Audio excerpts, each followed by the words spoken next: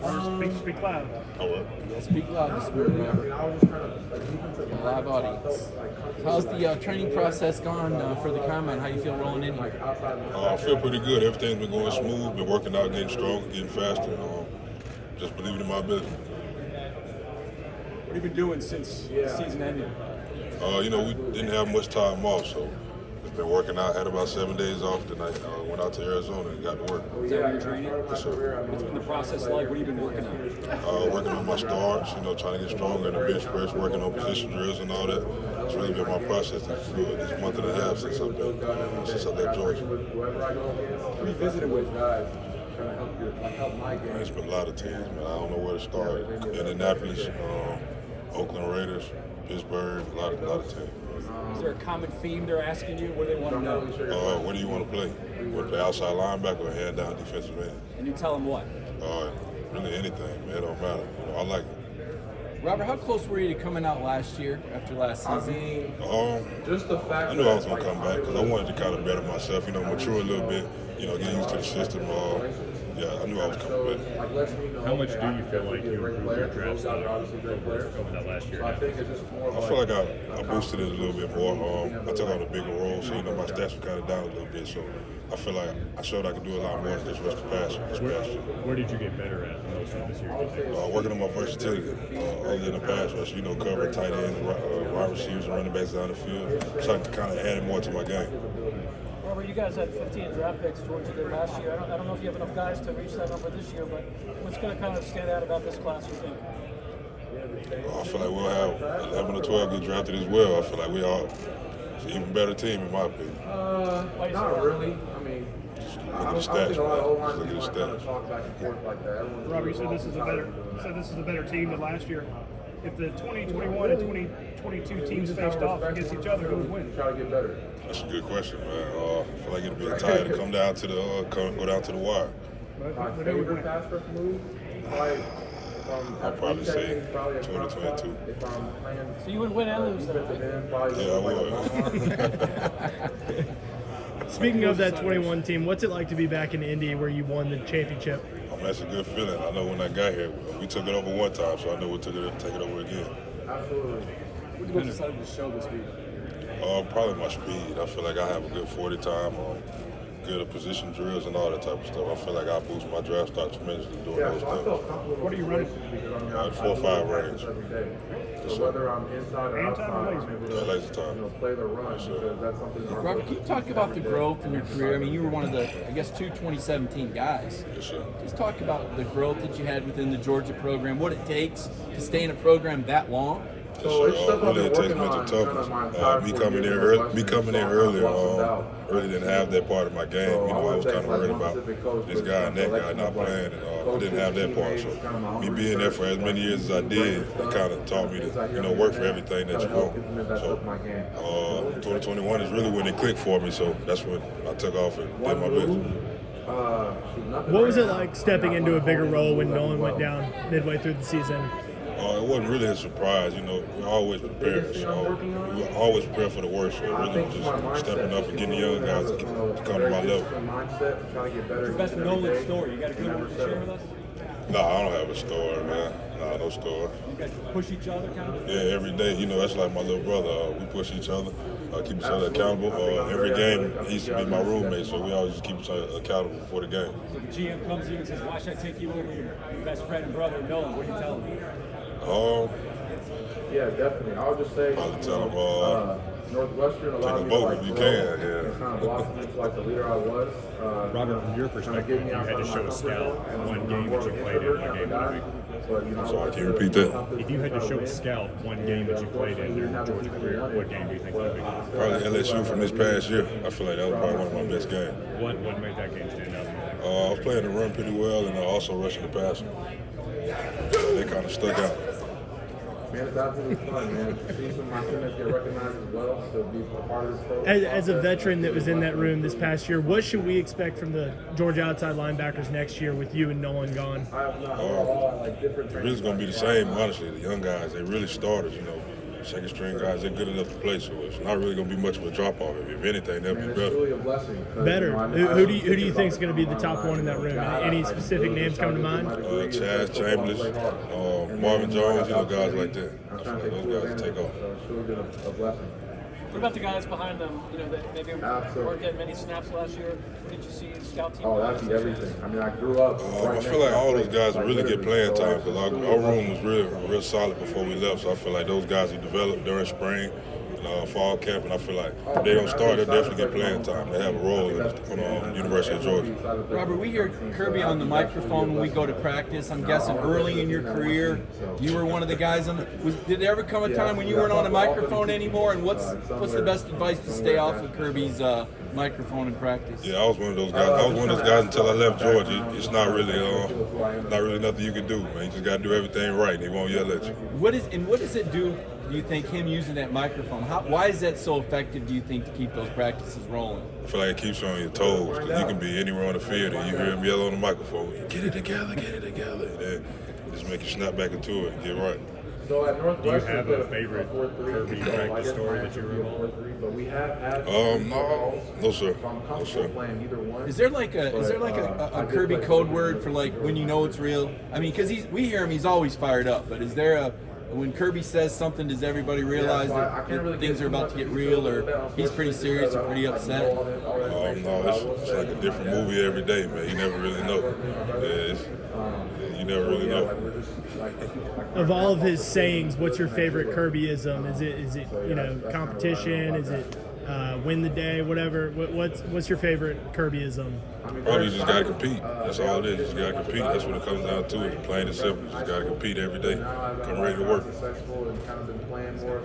Robert, you had a generational defense that you were a part of a couple years ago. Then last year you had a very good offense. Which was better? Which one was better? I feel like, of course, I'm gonna say defense would be better. Yeah, I feel like 2021 defense was, kind of edged them off a little bit. You come from a program like Georgia.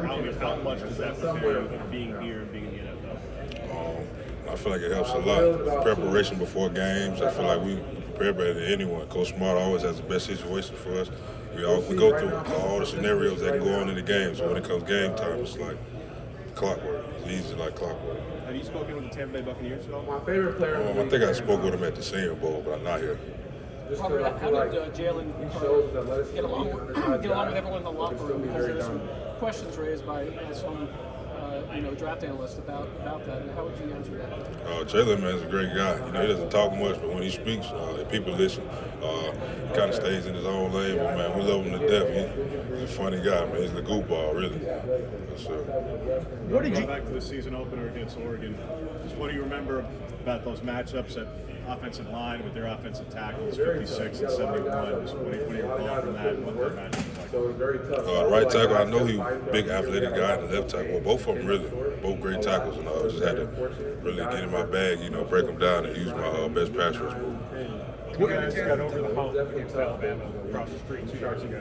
How much do you feel like as a program you're not the team to beat in the SEC? I'm sorry, can you repeat that? How much do you feel like as a program at Georgia you're now the team to beat in the SEC? Oh yeah, I feel like we're real high up on the pedestal now. I feel like teams are really chasing us. I feel like over the years we get better and better, and now we're just up there by ourselves. Did you even talk about Alabama last season at all? Most definitely. What was that message about between players? Alabama, they can beat you at any time. It don't really matter what their record is. It's still Alabama. They're a great team. It don't matter what their record is. What do you take away from the Ohio State game, Robert? Obviously, that was pretty dramatic with the clock striking 12 and the field goal missing. Where were you on the field when they missed the field goal? And what do you take away from that game as far as most memorable or just the game you got by? I was on the field. I was on field goal block. I probably know it was a penalty on the field. And, I got a little too excited. Took my helmet off and threw it in the air. But, yeah, it was bad on my part, but at least we won the game. Have you got a chance to talk to the Houston Texans? I think at the Senior Bowl, yes sir. What would it mean to play for a coach like D'Amico Ryans? It'd be great, man. Really, I just love the opportunity to be here, man. It don't matter what's going on. What did you take out of that Senior Bowl experience. What was the value of that? It was great. It prepared me for the interviews here. You know, it was just a great experience. Were you surprised Warren went? I mean, obviously he'd been through some pretty traumatic things in the previous few weeks, and he was out there. Were you surprised he went? And what does that tell the NFL about Warren McClendon? No, it didn't surprise me at all. You know, we bred a little different at Georgia, so we fight through a lot of adversity, fight through a lot of pain, and keep doing what you got to do. You went up against Broderick a lot. Can you just talk about his growth over the last few years, from the time he came into the product he is now? Broderick, man, he kept getting better and better, man. When he came in, he was a great player. Wasn't really much of a drop-off. He just kept getting better and better, better with his feet work, better with athleticism, better with his body frame and everything. Just been getting better. Does it ever get heated in those drills between the tackles and the outside guys in the pass rush drills? I don't get heated. Not at all. What'd you learn from Chidera in your 1 year working with him? Got to pay attention to the small details of pass rush. It's more than, you know, sometimes being athletic, you got to have a plan when you're rushing. So that's really what he taught me. What is it about him as a young guy that's so promising in this industry? Because you hear his name a lot as an up-and-comer in coaching. Really, he's a real genuine guy. You know, he keeps it honest with you from the jump. Even when the recruits and stuff like that, he gives everyone a fair opportunity. So I feel like that's really what puts him over the top. The greatest guys always play, so that's really why I commend him. You spent time with Jordan Davis, obviously, on the defensive side of the ball. What can you share about your experience with him, kind of learning behind him? I remember when JD first came to college, man, he was a different type of player. And over the years, he just kept getting better and better. I can't be more proud of him. Yeah, as y'all know, he's a big goofball, too. And I just love to be around him. Have you learned anything from him, watching him already go through the draft process last year? No matter. What did Tresman Marshall bring to the defense to the team the last couple of years? I feel like he just brought, like, you know, kind of that vibrant energy. He always was in a good mood. You know, Cracker Joe's keeping guys in a good mood. He was a great guy. Great guy to be around. What was your reaction when he said he was going to Alabama? You know, it happens. You know, it happens. Jordan was a guy, a lot of people said, that kind of kept practices going, kind of funny guy. Who's going to be that guy next year? Who's going to be that guy that keeps the practices going when things get tough and it really heats up over the summer? Ryan Davis. Ryan Davis? Yes, sir. What does he do? He's the same man. You know, high energy guy, always got a smile on his face, cracking joke. Robert, who's the toughest guy you played against? Darnell Wright from Tennessee. He's special. What about him? Just really athletic, you know, strong guy, real strong guy with his feet and his hands. And he was keeping up with him. Talk about that number one game. I mean, I know that they're all big games, but Tennessee had moved to number one. And was that a kind of a pivotal moment in the season? And what was that week of practice leading up to the Tennessee game like? Because it was kind of a number one versus number one, as I recall. Yes, sir. You know, it was just a regular week of practice. You know, it was a little bit more, you know, exciting. You know, Coach Smart was getting us up there with emotions and stuff like that. But we were already prepared before the game starts, so it didn't really make a difference who we were playing. You know, we one week at a time, so we just kept chopping the whole year. You weren't worried about that offense? I mean, they were scoring at, a record level when they rolled into your stadium. I mean, yes, sir. We not worried, but, you know, we confident in our defense. So we play our game, and, you know, y'all see the end result.